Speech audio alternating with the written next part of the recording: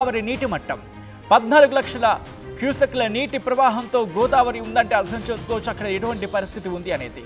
నిన్న సాయంత్రం మూడో ప్రమాద హెచ్చరిక జారీ చేశారు. మహారాష్ట్ర ఛత్తీస్గఢ్లలో భారీగా వర్షాలు కురుస్తున్న నేపథ్యంలో గోదావరికి వరద పెరుగుతోంది. మరో 2 అడుగుల గోదావరి వరద ప్రవాహం పెరుగుతుందని చెప్పి అధికారులు అంచనా వేయడం జరుగుతోంది. ఇంకా నీటిలోనే ఉన్నాయి కరకట్ట ఆంజనేయ స్వామి గుడి, కళ్యాణకట్ట. భద్రాచలంతో ఏజెన్సీ గ్రామాలకు రాకపోకలు నిలిచిపోయాయి. అక్కడ పరిస్థితిని సమీక్షిస్తున్నారు అధికారులు. తుమ్మల నాగేశ్వరరావు, వ్యవసాయ శాఖ మంత్రి తుమ్మల నాగేశ్వరరావు భద్రాచలం దగ్గర అక్కడ పరిస్థితిని ఎప్పటికప్పుడు సమీక్షిస్తున్నారు. భద్రాచలం దగ్గర నిలకడగా గోదావరి వరద ప్రవాహం కొనసాగుతోంది. 53 అడుగులకు చేరుకుంది గోదావరి నీటి మట్టం. 14 లక్షల నీటి ప్రవాహంతో గోదావరి ప్రవహిస్తోంది అక్కడ. నిన్న సాయంత్రం మూడో ప్రమాద హెచ్చరికను జారీ చేశారు. మూడో ప్రమాద హెచ్చరిక అంటే కనుక అదే ఆఖరి హెచ్చరిక. మహారాష్ట్ర, ఛత్తీస్గఢ్లలో భారీ వర్షాలు కురుస్తున్నాయి. ఈ నేపథ్యంలో గోదావరికి వరద పెరుగుతోంది. మరో 2 అడుగుల గోదావరి వరద ప్రవాహం పెరుగుతుందంటూ కూడా అధికారులు అంచనా వేస్తున్నారు. ఈ నేపథ్యంలో ఎటువంటి జాగ్రత్తలు తీసుకుంటున్నారు, ముఖ్యంగా ముంపు ప్రాంతాలకు సంబంధించి అక్కడ ఎటువంటి సినారియో ఉంది, ఇంకా పెరిగే అవకాశం ఉందా, ఈ నేపథ్యంలో అధికారులు ఎటువంటి జాగ్రత్తలు తీసుకుంటున్నారో తెలుసుకునే ప్రయత్నం చేద్దాం. మా ప్రతినిధి ఉదయ్ అప్డేట్స్ అందించేందుకు సిద్ధంగా ఉన్నారు. ఉదయ్, ప్రస్తుతం గోదావరి ప్రవాహం 53 అడుగులకు చేరుకుంది. ఇంకా 2 అడుగులు పెరగచ్చంటూ కూడా అధికారులు అంచనా వేస్తున్న నేపథ్యంలో ప్రస్తుతం ఎటువంటి ప్రమాదం ఉంది, ఏ ప్రాంతాలకు ప్రమాదం పొంచి ఉంది, అక్కడ ఎటువంటి ఏర్పాట్లు చేస్తున్నారో అధికారులు?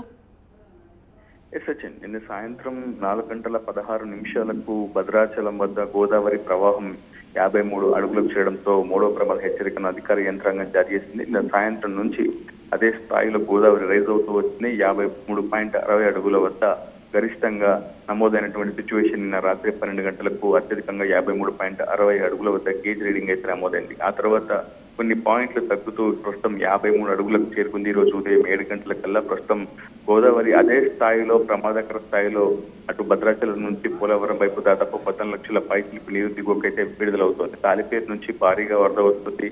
గోదావరి ఎగువ బేసిన్లు ప్రాంతం నుంచి కూడా చాలా భారీ మొత్తంలో వరద రావడంతో భద్రాచలం వద్ద గోదావరి ప్రవాహం అయితే పెరుగుతోంది. ఇప్పుడు పతాక స్థాయికి ప్రమాదకర స్థాయికి ప్రస్తుతం భద్రాచలం వద్ద గోదావరి ప్రవాహం చేయడంతో చాలా గ్రామాలు జలదిగ్బంధాలు చిక్కున్నాయని చెప్పుకోవాలి. ప్రధానంగా భద్రాచలం ఏజెన్సీ ప్రాంతం అంతా కూడా ఇప్పటికే పూర్తి స్థాయిలో జలదిగ్బంధాలు చిక్కుకుపోతున్నటువంటి సిచ్యువేషన్ కనిపిస్తుంది. చర్ల, అశ్వాపురం, పినపాకలోని కొంత ప్రాంతంతో పాటు భద్రాచలం ఏజెన్సీ గ్రామాలకు పూర్తిగా రాకపోకలు స్తంభించిపోయాయి. అటు విజయవాడ, జగదల్పూర్, భద్రాచలం, భూపర్లపట్నం జాతీయ రహదారులపై ఇంకా వరద నీరు ఉండడంతో పూర్తిగా అటు వాణిజ్య రవాణా కూడా స్తంభించిపోయినటువంటి పరిస్థితి నెలకొంది. ఇప్పటికైతే భద్రాచలం పట్టణంలోకి కొంత మేర వరద నీరు వచ్చేరింది. కొత్త colony, Ashok Nagar colony, AMC colony ఈ 3 కాలనీల్లోకి వరద నీరు వచ్చేయడంతో ఇప్పటికే భారీ మోటార్ల సాయంతో ఆ నీటిని మళ్ళీ తిరిగి గోదావరిలోకి డంప్ చేసే ప్రయత్నం చేస్తున్నారు. వారందరినీ కూడా పునరావాస కేంద్రాలకు తరలించారు. నిన్న స్వయంగా వ్యవసాయ శాఖ మంత్రి తుమ్మల నాగేశ్వరరావు భద్రాచలం కరకట్టను పరిశీలించారు. అధికార యంత్రాంగంపై కూడా కొంత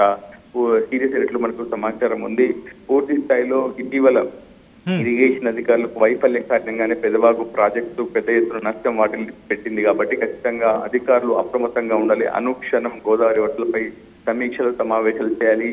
గోదావరి వరద నీరు ఒక చుక్క కూడా భద్రాచలం పట్టణంలోకి రాకూడదు. అవసరమైతే కరకట్ట ఎత్తు పెంచినట్టు కూడా అధికార యంత్రాంగానికి దిశానిర్దేశం చేశారు. వెనువెంటనే అధికారులు కూడా అప్రమత్తమయ్యారు. అప్పటికప్పుడు మరికొన్ని ముప్పు ప్రాంతాల వసతులు కూడా పునరావాస కేంద్రాలకు వెంటనే తరలించారు. ప్రస్తుతం భద్రాచలం టు బూర్గంపాడకు వెళ్లే తారపాక మీదుగా బూర్గంపాడకు వెళ్లే రహదారిపై కూడా గోదావరి వరద నీరు వచ్చడంతో రాకపోకలు మళ్లించారు. బీపీఎల్ మీదుగా వారందరినీ కూడా బూర్గంపాడు, మొరంపల్లి బంజరుకు చేరుకోవాలని ఇప్పటికే ఆర్టీసీ యంత్రాంగానే కావచ్చు క్షేత్రస్థాయి ప్రయాణికులకు కూడా సమాచారం ఇచ్చారు. చాలా పెద్ద మొత్తంలో వాణిజ్య సరుకు రవాణా కూడా భద్రాచలం సరిహద్దు మేరైతే నిలిచిపోయిందని చెప్పుకోవాలి. ఇంకా ఇదే రైజ్ అయ్యే అవకాశం అయితే ఉంది. గోదావరి ప్రవాహం మరింత పెరిగే అవకాశం ఉందని అయితే ప్రస్తుతం అధికార యంత్రాంగం చెప్తున్నారు. మరో 2 అడుగుల మేర పెరిగి ఆ తర్వాత మళ్ళీ తగ్గే అవకాశం ఉంటుందని చెప్పి కేంద్ర జల సంఘం అధికారులు అయితే అంచనా వేస్తున్నారు. గత ఏడాది 56 అడుగుల మేర గోదావరి నీటి మట్టం భద్రాచలం వద్ద నమోదైంది. ఆ మునుపటి ఏడాది 72 అడుగుల మేర భద్రాచలం వద్ద గోదావరి నీటి మట్టం అయితే నమోదైంది. ఏదేమైనప్పటికీ భద్రాచలం తీర ప్రాంత వాసులే కాదు, గోదావరి తీర ప్రాంత వాసులంతా కూడా ఆందోళన చెందుతున్నారు, బిక్కుమంటున్నారు. పెద్ద మొత్తంలో పంట నష్టం ఇప్పటికే సంభవించింది. ఆ తర్వాత ఎంత మేర పంట నష్టం సంభవించింది అనేది వ్యవసాయ శాఖ అధికారుల నివేదికల ప్రకారం కానీ ఉదయ్, ఇన్ఫాక్ట్ ఐఎండీ ఇచ్చిన రిపోర్ట్ ప్రకారం చూసుకుంటే కనుక మహారాష్ట్ర ఇంకా భారీ వర్షాలు కురిసే అవకాశం ఉందనేది క్లియర్ కట్గా అర్థమవుతోంది. ఇటువంటి పరిస్థితి దాదాపు ఇంకొక వారం రోజుల పాటు కంటిన్యూ అవకాశం దాదాపుగా ఎందుకంటే ఐఎండీ రిపోర్ట్ ప్రకారం చూస్తే కనుక ఎల్లో అలర్ట్ ఉంది, ఆరెంజ్ అలర్ట్ ఉంది. ఈరోజు ఆరెంజ్ అలర్ట్ ఉంది అండ్ రేపు ఎల్లుండికి సంబంధించి కూడా దాదాపుగా ఎల్లో అలర్ట్ కొనసాగిన పరిస్థితి అనేది చెప్పుకోవాలి. సో ఈ నేపథ్యంలో ఎంత మేరకు ఇంకా వస్తుందంటూ కూడా అధికారులు అంచనా వేస్తున్నారు. ఒకవేళ వరద ప్రవాహం కనుక 56 అడుగులు, మీరు అన్నట్టుగా 56 అడుగులు దాటితే కనుక ఎటువంటి సినారియోస్ని ఫేస్ చేయాల్సి ఉంటుంది, ఆ పరిస్థితి రాకుండా ఎటువంటి జాగ్రత్తలు తీసుకుంటున్నారు?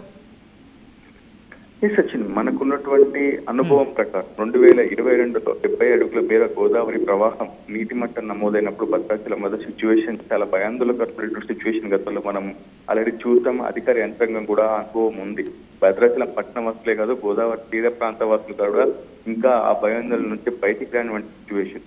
ఎందుకంటే 2022లో అప్పటి ప్రభుత్వం చాలా స్పష్టంగా చెప్పింది, గోదావరి ఎగువ బేసిన్ లో క్లౌడ్ బస్ట్ కారణంగానే పెద్ద మొత్తంలో గోదావరి నీటి మట్టం క్రమక్రమంగా పెరుగుతూ వచ్చింది. అదేవిధంగా పోలవరం ప్రాజెక్టు ముంపు ప్రాంతాలు కూడా పెద్ద ఎత్తున విలవిల్లినటువంటి సిచ్యువేషన్. ప్రస్తుతం కూడా పోలవరం ప్రాజెక్ట్ ఇంకా నిర్మాణ దశలో ఉంది. అప్పటికే బ్యాక్ వాటర్ కూడా పెద్ద మొత్తంలో ఉంది. మరోవైపు శబరి నది కూడా అకస్మాత్తుగా పోటు వేయడం ద్వారా ఎక్కువగా భద్రాచలం వద్ద గోదావరి నీటి మట్టం ప్రవాహం పెరుగుతూ వస్తుందనేది మనకి కేంద్ర జల సంఘం అధికారులు చెప్తున్నారు. ఏదేమైనా చాలా అప్రమత్తంగా ఉండాల్సినటువంటి సిచ్యువేషన్ అయితే ఉంటుంది. ఏ క్షణం భారీ వర్షాలు గోదావరి ఎగువ బేసిన్లో కావచ్చు, ఎగువ రాష్ట్రాల్లో క్యాచ్మెంట్ ఏరియాలో కావచ్చు నమోదవుతే మాత్రం మనం ఊహించని నష్టం కూడా వాటిల్లే అవకాశం ఉంటుంది. కాబట్టి ఏమాత్రం ఏమరపాటుగా ఉండకుండా అధికార యంత్రాంగం అయితే అప్రమత్తంగా ఉంటుంది. ప్రస్తుతం జిల్లా కలెక్టర్ జితేష్ పాటిల్తో పాటు జిల్లా ఇన్ఛార్జ్ ఉన్నటువంటి 3 మంత్రులు కూడా ఎప్పటికప్పుడు గోదావరి సమీక్షలపై, వరదలపై సమీక్ష సమావేశాలు నిర్వహిస్తున్నారు. అధికార యంత్రాంగంతో అడిగి తెలుసుకుంటున్నారు. ప్రస్తుతం 53 అడుగుల వద్ద ప్రస్తుతం భద్రాచలం వద్ద గోదావరి నీటి మట్టం నమోదవుతుంది. 56 నుంచి 58 అడుగులు చేసి మాత్రం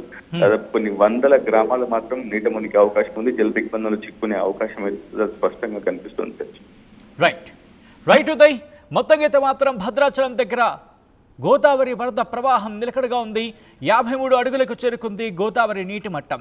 14 లక్షల నీటి ప్రవాహంతో గోదావరి అక్కడ ప్రవహిస్తోంది. నిన్న సాయంత్రం 3వ ప్రమాద హెచ్చరికను జారీ చేశారు అధికారులు. మహారాష్ట్ర, ఛత్తీస్గఢ్లలో భారీ వర్షాలతో వరద ప్రవాహం పెరుగుతోంది. మరో 2 అడుగులు గోదావరి వరద ప్రవాహం పెరుగుతుంటూ కూడా అధికారులు అంచనా వేయడం జరుగుతోంది. ఇంకా నీటిలోనే కరకట్ట ఆంజనేయ స్వామి గుడి, కళ్యాణకట్ట కూడా ఉంది. ఇక భద్రాచలంతో ఏజెన్సీ గ్రామాలకు రాకపోకలు నిలిచిపోయాయి.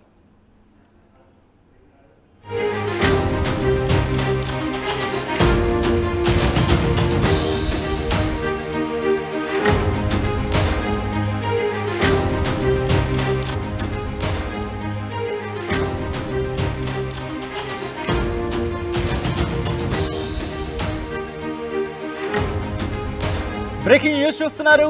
భద్రాచలం దగ్గర నిలకడగా గోదావరి వరద ప్రవాహం కొనసాగుతోంది. 53 అడుగులకు చేరుకుంది గోదావరి నీటి మట్టం. 14 లక్షల క్యూసెక్ల నీటి ప్రవాహంతో గోదావరి ఉందంటే అర్థం చేసుకోవచ్చు అక్కడ ఎటువంటి పరిస్థితి ఉంది అనేది. నిన్న సాయంత్రం 3వ ప్రమాద